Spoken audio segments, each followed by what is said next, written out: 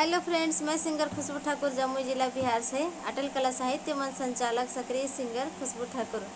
मैं अभी आपको एक झूमर गीत सुना रही हूँ। कैसा लगेगा आप कमेंट में ज़रूर बताइएगा, और अगर अच्छा लगे तो लाइक शेयर ज़रूर कीजिएगा। सूतल बड़ की